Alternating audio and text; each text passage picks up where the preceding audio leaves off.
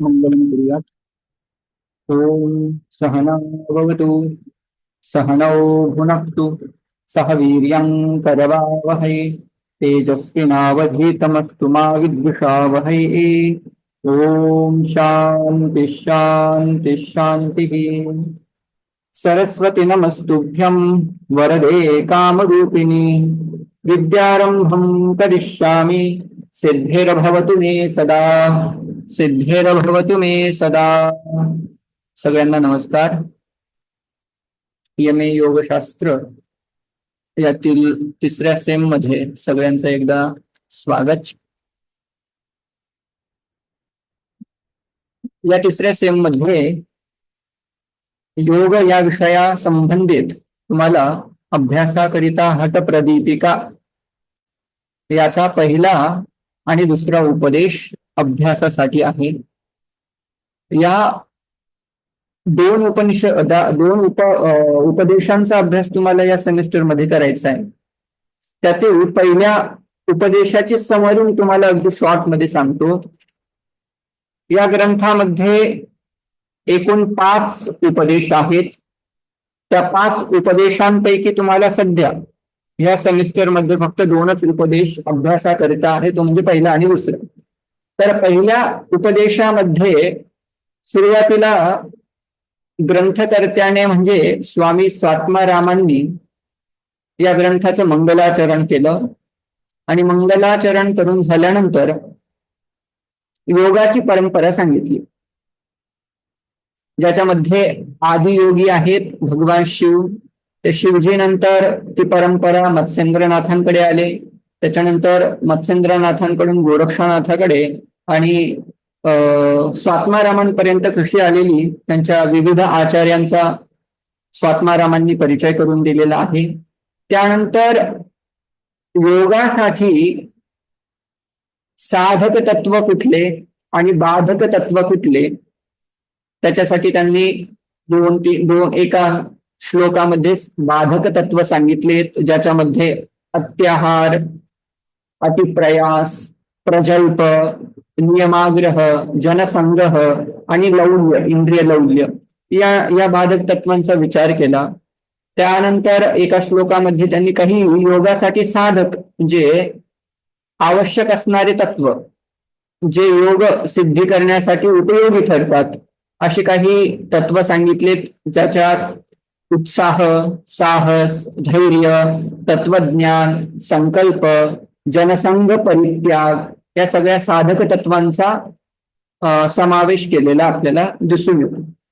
आणि यानंतर आसनांचे काही प्रकार पहिल्या उपदेशामध्ये स्वात्माराम मुनींनी वर्णन केलेलं आहे। त्याच्यातले जवळपास 15 आसनं ते डिस्क्राईब करतात, ज्याच्यात स्वस्तिकासन आहे, गोमुखासन आहे, वीरासन, कूर्मासन, कुक्कुटासन, उत्थान कूर्मासन, धनुरासन, मत्स्येंद्रासन, पश्चिमोत्तानासन, मयूरासन, शवासन, सिद्ध, पद्म, सिंह, भद्र असे एकूण 15 आसन स्वात्माराम मुनींनी या पहिल्या उपदेशामध्ये डिस्कस केलेला। तर आपण श्लोक बाय श्लोक प्रत्येकाचे चिंतन करणार आहोत। तुम्हाला मी त्यांचे फक्त मूळ श्लोक आता सध्या दाखवत आहे, त्यांचा अभ्यास तुम्ही पुस्तकातून करा। तुम्हाला जे PDF वगैरे शेअर केलेले आहे ते PDF तुम्ही पाहत राहा।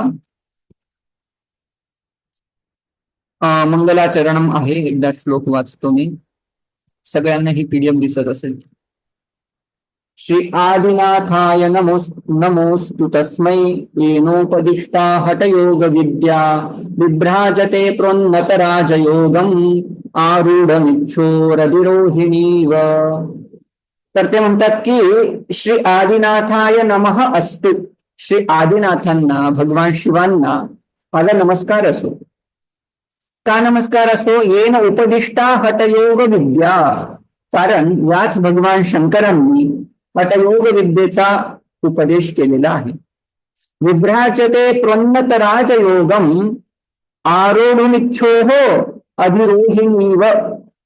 ही जी हठयोग विद्या आहे ना, ही हठयोग विद्या जणू काही एक शिडी आहे, ज्या शिडीचा अवलंब करून राजयोगम आरोहम इच्छू जो असेल, जो राजयोग इच्छित आहे, असा साधक ज्याला राजयोग प्राप्त करण्याची इच्छा आहे, त्या साधकासाठी ही जी हठयोग विद्या आहे ना, ती जणू काही एक शिडी आहे. आणि त्या शिडीच्या माध्यमातून तो कशावर आरूढ होणार आहे, तर राजयोगावर तो आरूढ होणार आहे. अशी त्यांनी एक थोडक्यात काय काय सांगितली की भगवान शिवजी पासून ही हठयोग विद्या आलेली आहे. आणि ही हठयोग विद्या राजयोग प्राप्त करण्याचं साधन आहे. त्यांनी साधनही सांगितलं, साध्यही सांगितलं, अधिकारीही सांगितला. कोणासाठी आहे? ज्याला राजयोगावर आरूढ व्हायचंय तो अधिकारी, ज्याला राजयोग प्राप्त करायचा तो अधिकारी. साध्य काय आहे त्याचं? राजयोग. राजयोग हे त्याचं साध्य आहे. आणि त्याच्यासाठी साधन काय सांगितलं? म्हटले हठयोग विद्या. तर तुम्हाला आता अधिकारी कोण आहे? ज्याला राजयोगावर आरूढ व्हायचंय तो अधिकारी. अधिकारी मिळाला. अधिकारी प्राप्त झाल्यानंतर त्या अधिकाऱ्याला प्राप्तव्य, त्याचं ध्येय काय आहे? तर राजयोग. त्या राजयोग प्राप्तीसाठी साधन काय आहे? तर म्हणतात हठयोग विद्या. एवढं सगळं त्यांनी एका श्लोकात सांगितलं. त्यानंतर पुढच्या श्लोकामध्ये काय सांगतात? प्रणम्य श्री गुरुं नाथं स्वात्मारामेण योगिना केवलं राजयोगाय हठविद्योपदिश्यते. हठविद्या उपदिश्यते केन? स्वामी स्वात्मारामेण योगिना. योगिना स्वात्मारामेण हठयोग विद्या उपदिश्यते. म्हणजे काय? योगी असलेल्या स्वात्मारामांनी काय केलेले आहे? हठयोग विद्येचा उपदेश केलेला आहे, किंवा त्यांच्याकडून हठयोग विद्या सांगितली जात आहे. ठीक आहे. कशासाठी? केवलम राजयोगाय. या हठयोग विद्येचा उपयोग काय आहे? तर राजविद्येवर आरूढ होण्यासाठी. सर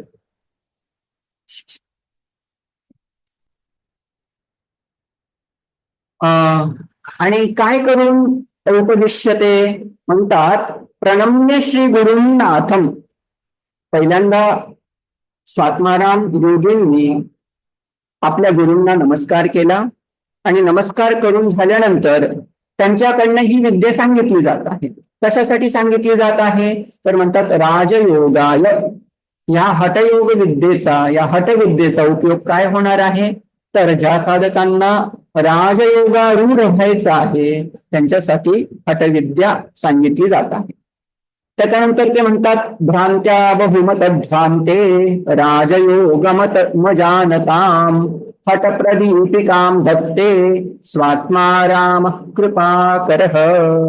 स्वात्माराम कृपाकरः. कृपाकरः स्वात्माराम. कृपेचे आकर असलेले, म्हणजे कृपा करणारे जे आहेत असे असलेले स्वात्माराम, जे महर्षी ज्यांनी, हे या ग्रंथाचे जे लेखक आहेत, त्यांनी काय धत्ते, काय लिहिली, कशाचं प्रतिपादन केलं? म्हणतात हठयोग प्रदीपिकाम. त्यांनी या हठयोग प्रदीपिका नावाच्या ग्रंथाची रचना केली. कशासाठी? राजयोगम अजानताम. म्हणजे काय? जे राजयोगाला सम्यकरित्या जाणत नाहीयेत, त्यांना राजविद्येचं, राजयोगाचं यथार्थ ज्ञान व्हावं. आणि भ्रांत्या बहुमत ध्वांते. ज्या राजयोगाविषयी खूप साऱ्या भ्रांत्या आहेत, त्या त्या भ्रांतींचा निराश करून राजयोगाबद्दल ज्यांना अज्ञान आहे ते अज्ञान नष्ट करण्यासाठी या हठयोग प्रदीपिकेचं लिखाण स्वात्मारामांनी केलेलं आहे. याच्यात पण बऱ्यापैकी तुम्हाला क्लॅरिटी येईल की या ग्रंथाचं वस्तुतः प्रयोजन काय आहे. तर पहिलं प्रयोजन म्हणजे या हठविद्येच्या थ्रू राजयोगाची प्राप्ती होईल. दुसरं सांगायचं झालं तर या मार्गामध्ये बरेच साऱ्या भ्रांती आहेत, तर या ग्रंथाने या राजयोगा संबंधित असलेल्या जेवढ्या काही भ्रांती आहेत त्यांचा निराश होईल. आणि ज्यांना राजयोगाविषयी चांगलं जाणून घ्यायचंय, योग्य राजयोग म्हणजे नेमकं काय याची स्पष्टता येण्यासाठी या ग्रंथाची रचना केलेली आहे. हठविद्यां हि मत्सेंद्र गोरक्षाद्या विजानते स्वात्मारामोऽथवा योगी जानिते तत्प्रसादतः. या हठविद्येला जाणणारे पूर्वीचे ऋषी कोण होऊन गेलेत तर म्हणतात मत्स्येंद्र गोरक्ष आद्याः. मत्स्येंद्रनाथ असतील, गोरक्षनाथ असतील, हे आद्य ऋषी होऊन गेलेत, आचार्य होऊन गेलेत, ज्यांनी हठयोगाचा अभ्यास केलेला आहे. हठयोगाचा उपदेश उत्तरोत्तर आचार्यांना त्यांनी केलेला आहे.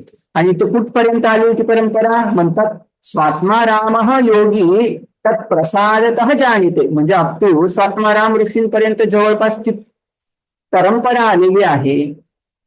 आणि ही परंपरा कशामुळे आली तर तत्प्रसादतः, ह्याच मत्स्येंद्रादिनाथांचा स्वात्मारामांवर अनुग्रह आहे. आणि त्या अनुग्रहामुळेच ही हठयोग प्रदीपिका आणि हठयोगाचं ज्ञान हे स्वात्मारामांच्या मनसामध्ये किंवा मानसपटलामध्ये उत्पन्न झालेलं आहे, असं ते स्वतःहून सांगतायत की मला माझ्या आचार्य परंपरेमुळे मला हे ज्ञान प्राप्त झालं.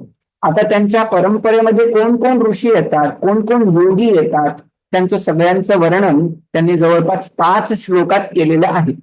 एकदा ते पूर्ण 5 श्लोक वाचूया. आणि त्यांचा केवळ नामनिर्देश इथं केलेला आहे. परीक्षेच्या दृष्टीने अत्यंत आवश्यक आहे, कारण बऱ्याच वेळेला परीक्षेमध्ये हा प्रश्न येतो की ही परंपरा, हठयोगाची परंपरा जी आहे त्या परंपरेमध्ये येणारे जेवढे काही ऋषी आहेत त्यांचे नावं लिहा. त्यांच्यातले तुम्हाला कमीत कमी 10 नावं तरी पाठ पाहिजेत. ठीक आहे, मग कुठले आहेत ते?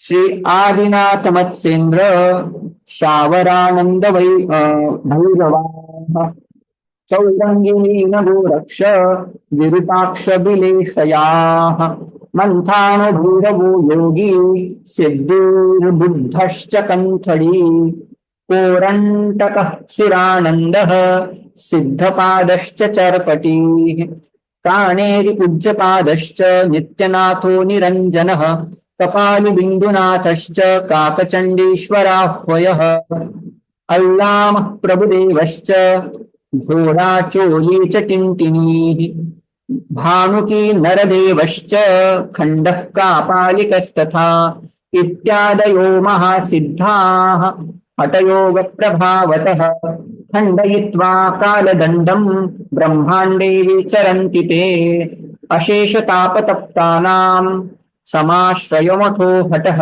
अशेष योगयुक्तानां आधारकमठो हटः. वस्तुतः ऍक्च्युली 8व्या श्लोकापर्यंत त्यांनी परंपरा दिलेली दिसते. तर त्याच्यामध्ये कोणाकोणाचे नाव आहेत? 5व्या मंत्रापासून तर जवळपास 8व्या मंत्रापासून पर्यंत त्यांनी परंपरा दिलेली आहे. त्याच्यामध्ये सगळ्यात पहिल्यांदा श्री आदिनाथ म्हणजे भगवान शिवजी, त्याच्यानंतर मत्स्येंद्रनाथ असतील, सावरनाथ असतील, आनंद भैरवनाथ असतील, चौरंगीनाथ, नीलनाथ, गोरक्षनाथ, त्याच्यानंतर विरूपाक्षनाथ, विरेशनाथ, मंथाननाथ, भैरवयोगीनाथ, सिद्धनाथ, बुद्धनाथ, कंठलीनाथ, विकंठनाथ, सुरानंदनाथ, सिद्धिपादनाथ, चर्पटीनाथ, कामेरीनाथ, पूज्यपादनाथ, नित्यनाथ, निरंजननाथ, कपालीनाथ, बिंदुनाथ, काकचंडीश्वरनाथ, अल्लामनाथ, प्रभुदेवनाथ, घोडाचोलीनाथ, टिंटिनीनाथ, भानुकीनाथ, नारदेश्वरनाथ, खंडनाथ, कापालिकनाथ. इथपर्यंत जवळपास 8व्या श्लोकापर्यंत तुम्ही जर श्लोक पाहिले आणि एखादा श्लोक जरी पाठ करून टाकला तरी तुम्हाला बऱ्यापैकी जवळपास एका श्लोकामध्ये 1, 2, 3, 4, 5, 6, 7, 8, 9 जवळपास 9 नाट आणि काही तुम्ही स्मृती पटलातून तुम्ही तुमचे नाव लक्षात ठेवू शकता. एक तरी श्लोक पाठ करावा. परीक्षेत उत्तर लिहित असताना एखादं जरी श्लोकाचं क्वार्टर लिहिलं तरी त्याला बऱ्यापैकी तुम्हाला मार्क मिळत असतात. इत्यादयः महासिद्धाः इति आदयः, आदि शब्दाने अजून बरेच सारे आहेत परंपरेत, पण सध्या त्यांनी मेन आचार्यांना इथं कोट केलेलं आहे. ठीक आहे. हठयोग प्रभावतः अशा आचार्यांनी काय केलेलं आहे? असे जे महासिद्ध आचार्य होते त्यांनी हठयोग प्रभावतः, या हठयोगाच्या प्रभावाने खंडयित्वा कालदंडम, त्यांनी काळावर सुद्धा विजय मिळवलेला आहे.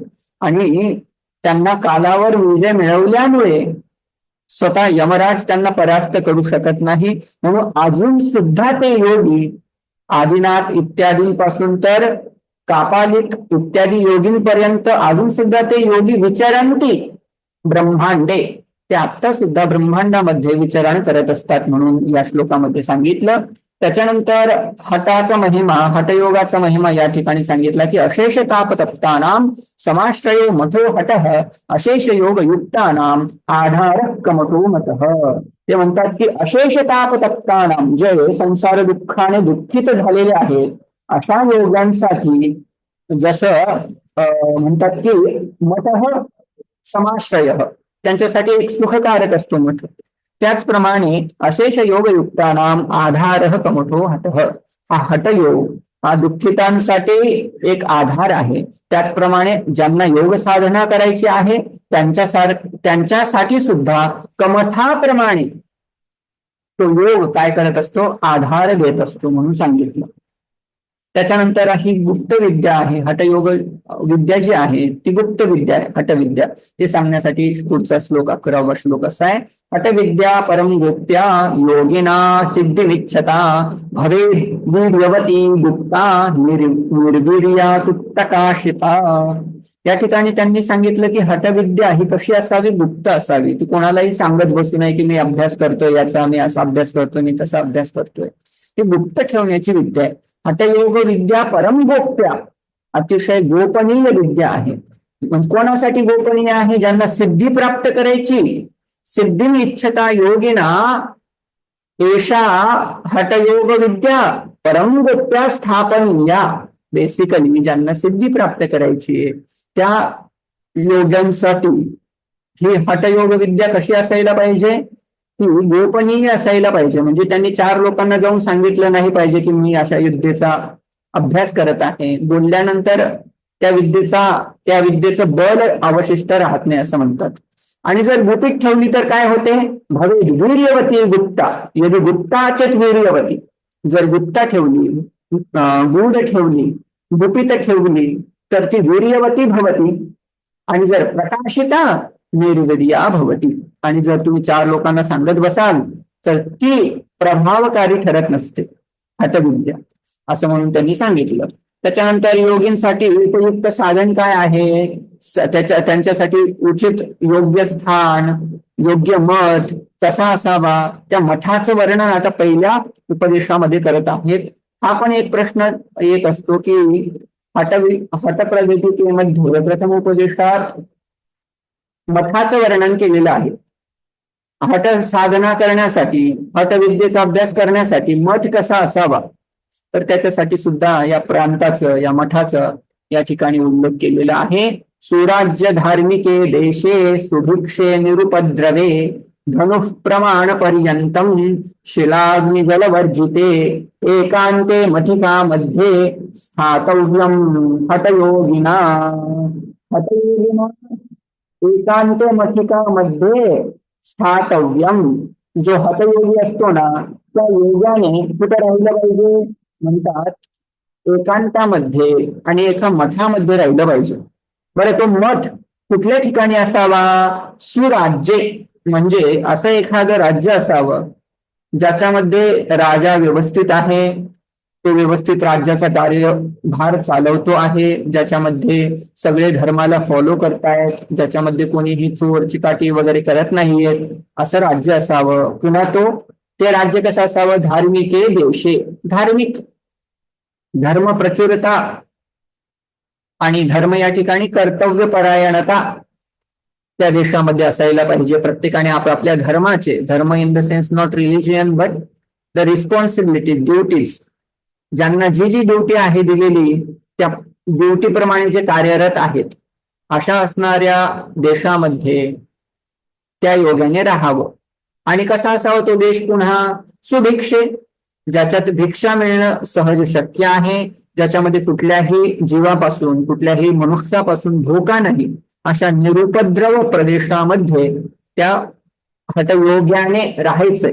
आणि कसं असावं, पुन्हा धनुः प्रमाणापर्यंतम शिलाग्नि जलवर्जित आहे.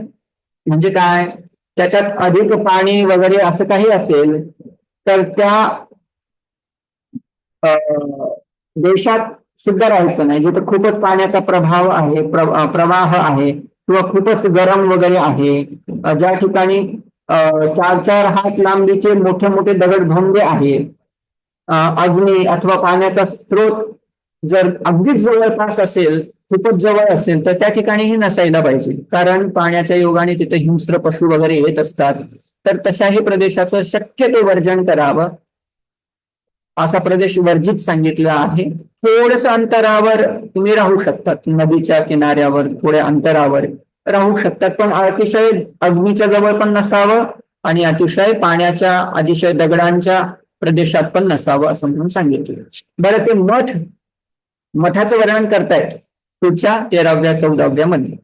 अल्पद्वार मरंध्रगरत विवरम नात्युच्च निचायतम सम्यग् गोमयं सांद्र लिप्तममलं निःशेष जंतु उज्झितं बाह्ये मंडप वेदिकूप रुचिरं प्राकार संवेष्टितं प्रोक्तं योगमठस्य लक्षणमिदं सिद्धैर्हठाभ्यासिभिः. प्रोक्तम सांगितलेलं आहे. काय सांगितलेलं? योगमठस्य लक्षणम. योग मठाचे लक्षण या ठिकाणी सांगितलेलं म्हणजे काय? योग करण्यासाठी उचित असा मठ कुठला असू शकतो? तर त्याच्यासाठी कोणीतरी हे लक्षणं सांगितलेत. कोणी लक्षणं सांगितलेत? सिद्धैहि हठाभ्यासिभिः.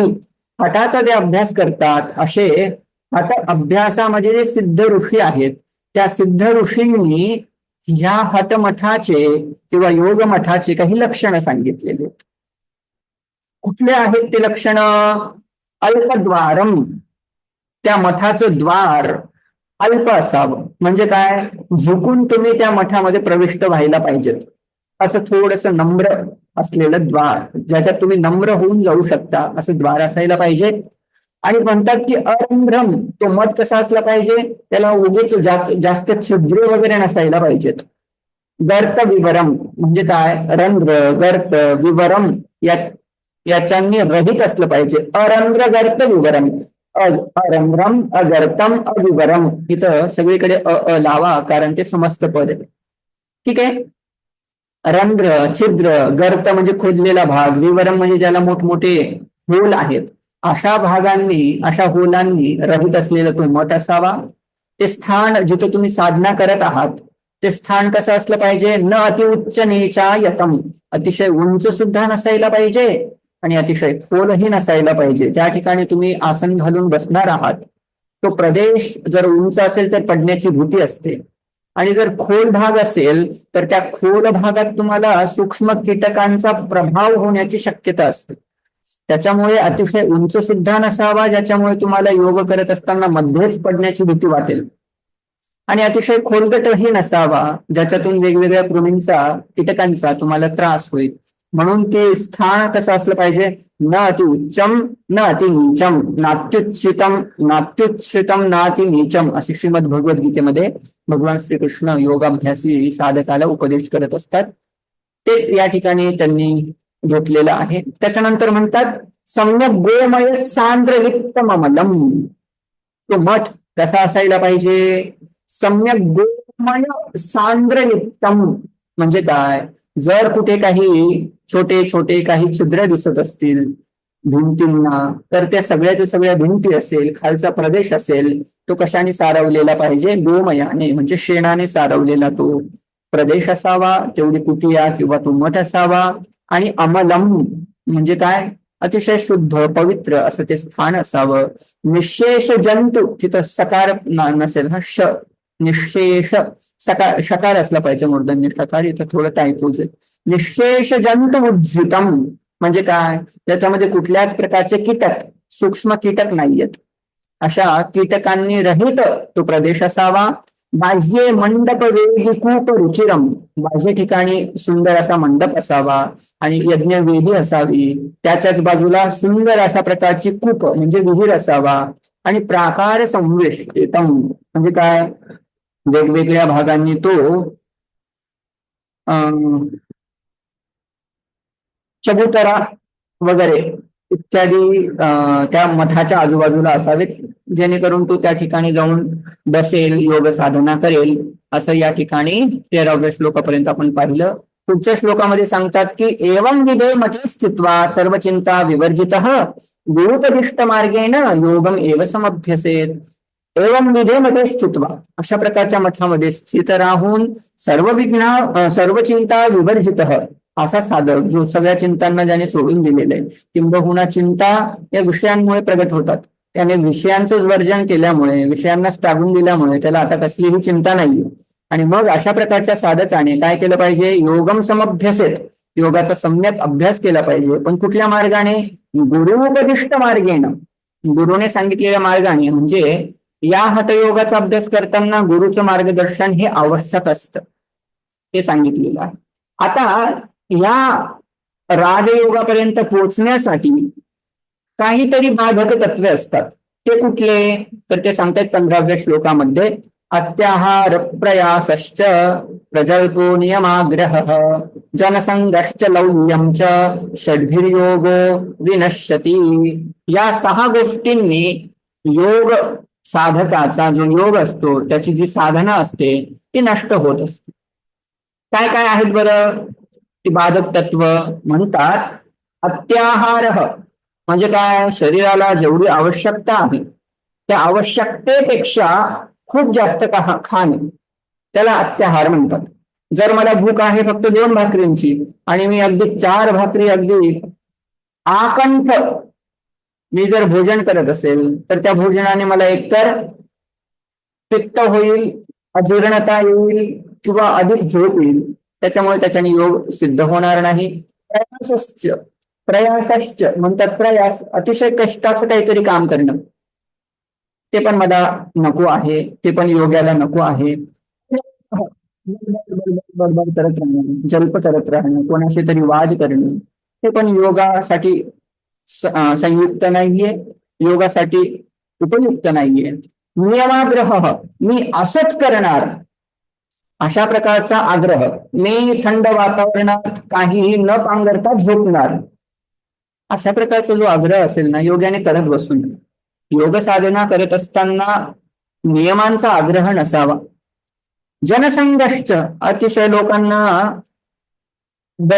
लोकांबरोबर राहण्यासाठी ज्याला आवडत असेल त्या लोकांसाठी योग नाहीये। ज्याला जनसंघ आवडतो त्याने योगाचा त्याग करावा, कारण का, जनसंघ हा योगासाठी नसतो। त्याच्यानंतर लौल्यम म्हणजे काय, इंद्रियांना जे जे विषय आवडतात ते विषय जर मनुष्य त्या इंद्रियांना देत असेल तर त्याला इंद्रिय लोलुपत्व म्हणतात। तर जो इंद्रियांना आवडते विषय देत असेल त्याच्यासाठी सुद्धा योग नाहीये।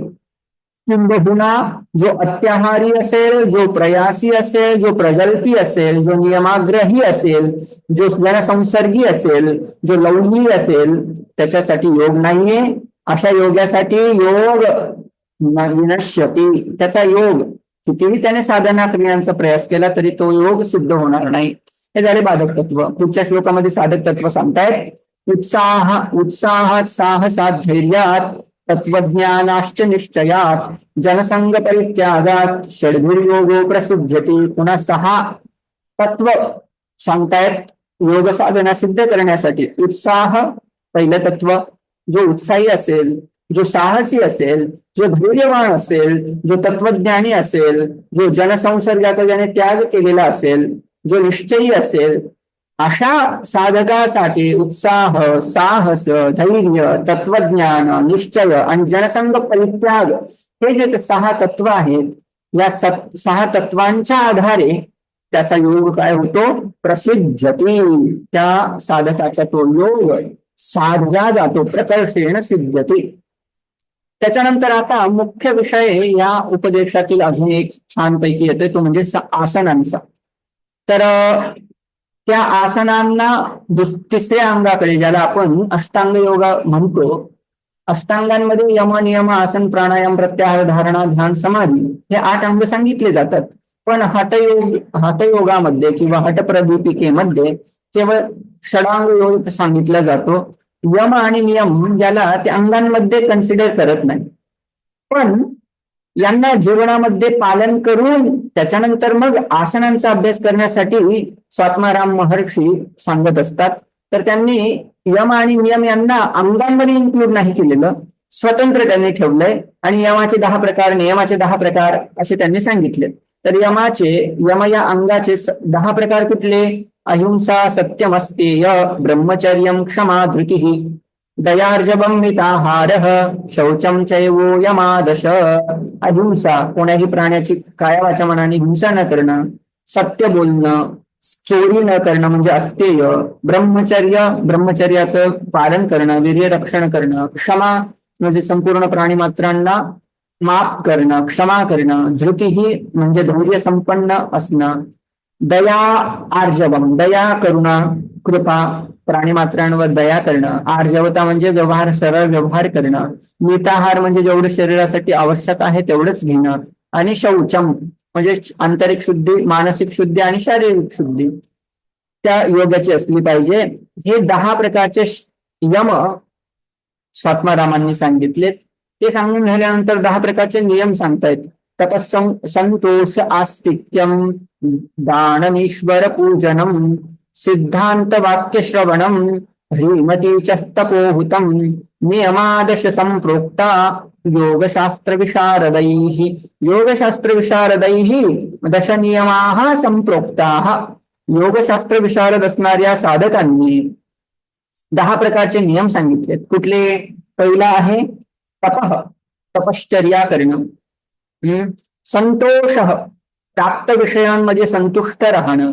आस्तिक्य म्हणजे श्रद्धा किंवा विश्वास, शास्त्र, गुरु इत्यादी वाक्यांवर विश्वास ठेवणं. दानम, आपल्या ऐपतीप्रमाणे दान करणं, ज्याला आवश्यक आहे त्या व्यक्तींना दान देणं. ईश्वर पूजनम, ईश्वराचं पूजन, ईश्वराची भक्ती. सिद्धांत वाक्य श्रवणम, वेदांतादी ग्रंथांमध्ये जीव, जगत, ईश्वर इत्यादींविषयी जे काही सिद्धांत सांगितलेले असतात त्यांचं श्रवण करणं. ह्रीही मतिही म्हणजे काय? शास्त्र निषिद्ध कर्मांबद्दल लज्जा वाटणं, लाज वाटणं, त्याला ह्रीमती म्हणतात. म्हणजे काय? शास्त्र जर सांगत असेल सुरा मा पिब, दारू पिऊ नये, आणि जर कोणी दारू प्यायला घेत असेल तर त्याला मनातल्या मनात त्याला लाज वाटली पाहिजे की शास्त्राने हे कर्म निषिद्ध सांगितलंय, मग मी करतोय तरी मी कसं करावं ते कर्म बरं. असं कर्म करत असताना त्याला बेसिकली ही लाज वाटली पाहिजे. तपः, हुतम, हुतम म्हणजे काय? यज्ञ करणं. हे त्यांनी 10 प्रकार सांगितलेले आहेत नियमांचे. आता याच्यानंतर आसनांचा प्रकार सुरू होत आहे. आसनांची व्याख्या करण्यासाठी ते उद्युक्त होत आहेत. बेसिकली 15 आसनांचा निर्देश श्लोक त्यांनी केलेला आहे. जेवढे शक्य होतील या क्लासमध्ये अजून 4 मिनिटात तेवढे करूया, बाकीचे आपण पुढच्या क्लासमध्ये करू शकतो. हठस्य प्रथमांगत्वात् आसनं पूर्वमुच्यते, कुर्यात् तदासनं स्थैर्यं आरोग्यं च आरोग्यं चांगलाघवं, वसिष्ठाद्यैश्च मुनिभिर् मत्स्येन्द्रादेश्च योगिभिः अंगीकृतान्यासनानि कथ्यन्ते कानिचिन्मया, मया कानिचित् आसनानि कथ्यन्ते. मी आता स्वात्माराम मुनी, मी म्हणजे स्वात्माराम मुनी, आता काहीतरी आसनांची माहिती तुम्हाला सांगणार आहे. सगळे नाही, कुठले कुठले सांगणार मी? वसिष्ठाद्यैः मुनिभिः मत्स्येन्द्रादेश्च योगिभिः. वसिष्ठ आदी ऋषी जे होऊन गेलेत आणि मत्स्येंद्रादी जी मुनी होऊन गेलेत त्या योगींनी, त्या मुनींनी जे अंगीकृत केलेले आहेत त्यांच्यापैकी काही आसनांची माहिती मी सांगणार आहे. पण कुठले कुठले किंवा ते आसन कसे आहेत त्यांची माहिती थोडी सांगतायत की हठस्य प्रथम अंगत्वात् आसनं पूर्वम उच्यते. जसं मी पूर्वी सांगितल्याप्रमाणे स्वात्माराम मुनी किंवा हठयोगाच्या परंपरेमध्ये आसन हे पहिलं अंग आहे. यम आणि नियम याला पूर्वांग ते म्हणत नाही. ठीक आहे, याच्यात पहिलं अंग काय आहे तर आसन हे पूर्व अंग आहे, पहिलं अंग आहे. म्हणून राजयोग हा षडांग योग आहे, अष्टांग योग नाही, कारण त्याच्यात यम आणि नियम इन्क्लूड नाहीये. तर त्याच्यात म्हणतात कुर्यात् तद आसनं स्थैर्यम, जे तुम्ही आसन करणार आहात ना ते आसन स्थैर्यम कुर्यात्, स्थिरतेने करायचंय. स्थिरम सुखम आसनम अशी पतंजली ऋषींनी आसनाची व्याख्या केलेली. त्याच्याप्रमाणे जे आसन ज्याच्यामध्ये तुम्ही अधिक वेळ विना कष्ट बसू शकता त्याला आसन म्हटलं जातं. आणि त्या आसनाच्या योगाने काय होतं? आरोग्यमच अंगलाघवम. पहिला फायदा म्हणजे आरोग्य प्राप्ती होते आसन केल्याने. आणि दुसरा फायदा म्हणजे अंगलाघवम. म्हणजे काय? अंगांमध्ये असलेली जी स्थूलता आहे ती स्थूलता निघून जाते आणि लघुता येते, लाघवता येते. लाघवता म्हणजे काय? बेसिकली हलकेपणा येतो, तुमचं फॅट कमी होतं. आता ते आसन मी सांगणार आहेत म्हणून त्यांनी प्रतिज्ञा केली आणि आसन सांगण्यासाठी सुरुवात केली. पहिलं आसन आहे स्वस्तिकासन. सांगतायत, जानुर्वोरंतरे सम्यक कृत्वा पादतले उभे ऋजुः काय समासीनः स्वस्तिकं तत्प्रचक्षते. पहिलं स्वस्तिकासन सांगतायत. आता तुम्हाला या सगळ्या आसनांची या ठिकाणी पिक्चर वगैरे काही फोटो वगैरे काहीच ठेवलेले नाहीयेत, तरी सुद्धा श्लोकानुसार असं समजून घ्यायचंय की ज्या वेळेला आपण मांडी घालतो, मांडी घालत असताना जसं काही आपली मांडी असते, मांडी घालत असताना तुमच्या पायाचा तळवा जाणू आणि उरू या दोनही भागांमध्ये पायाचा तळवा फिक्स असावा, दोनही पायांचं. त्याला स्वस्तिकासन म्हणतात. जाणू तथा उरू तेषा तयोः अंतरे सम्यक कृत्वा पादतले उभे. म्हणजे काय? दोन्ही पादतल मांडी आणि पोटऱ्या यांच्यामध्ये दबलेले असावे. आणि या आसनात बसायचं कसं? रुजुकाय समासीन. रुजुकाय म्हणजे अतिशय सरळ बसावं, समासीन असावं, ताठ बसावं. आणि यालाच काय म्हणतात? स्वस्तिकासन म्हणतात. असं आसनांपैकी पहिलं आसन आपण पाहिलंय. पुढच्या आसनांचा विचार आपण पुढच्या वर्गामध्ये करूयात. जर प्रश्न नसतील तर मीटिंग या ठिकाणी आता समाप्त होईल. कोणाला काही विचारायचं असेल तर विचारू शकतो, प्रश्न असतील तर विचारू.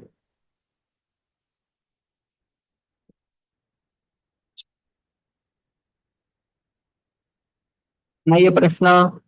समाप्त करायची? हरिओम सर. हा हा हरिओम. शशिकांत बोलतोय सर.